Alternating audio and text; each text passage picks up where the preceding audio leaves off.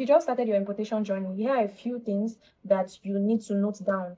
First is try as much as possible not to use an agent for your business, except if you are only sending pictures and money to the agent, and the agent is sourcing for you, repacking and sending it to a shipping company, and the only thing you have to do is send them pictures and pay. But if you are going to source yourself, if you are going to pay, and what the agent is doing is just to help you check it and repack it, then I don't think you need an agent. Just find a good shipping company. A good shipping company that works for you, and make sure you do your research about that shipping company. I don't recommend shipping companies I've used, but if you are using a shipping company and it's working for you, please stick with it, because at the end of the day, all of them, they are mad and they have their own issues. And also make sure that the shipping company you find can help you repack your items.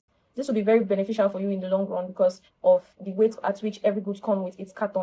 Always ask your supplier for the weight of the item before you get your item or before you send it to the shipping company, so that you have an idea of the estimated shipping. If you are buying a particular item, maybe you are buying 100 pieces of this cup, you can ask the supplier how much it weighs, so that you have an estimated idea of it and you will know how much you budget towards it, in case if maybe you are importing for someone or you are importing for yourself. This helps. Try to communicate with your supplier in Chinese, because sometimes they feel like if you communicate with them in Chinese, you are one of them, like you are a local, you get. But at the end of the day, it doesn't really matter. But I communicate with my supplier in Chinese or English, depending on the kind of vibe they give me, and if I've worked with them before, depends on that. So, but I would advise you that if you are just starting and you are kind of like scared, because I know that a lot of people that are importing for the first time, they're always scared. If you are kind of scared, just try to chat with your suppliers in Chinese. You can chat with your suppliers in Chinese on 1688, or you can use your translator app to do that.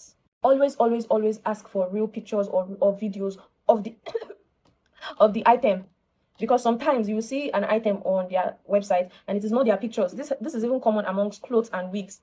It will not be, and at the end of the day, when you see the picture of the wig, it will not even be the color you want or anything.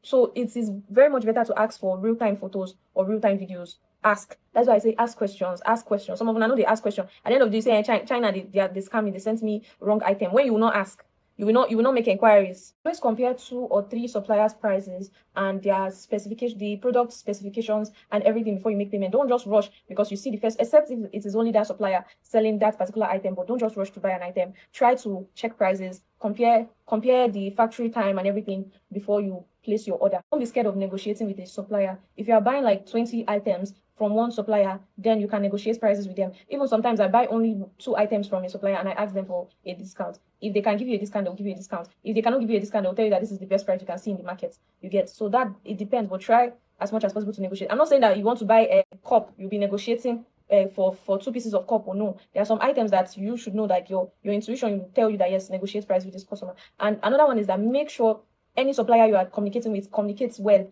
Because me, I would rather buy from a supplier that communicates effectively with me, with a supplier that is not replying me at all. Then they will not reply for like 12 hours. You get. And I check time. I know the time difference that we have. And they will not want to reply you. Some will be using system message to respond to you.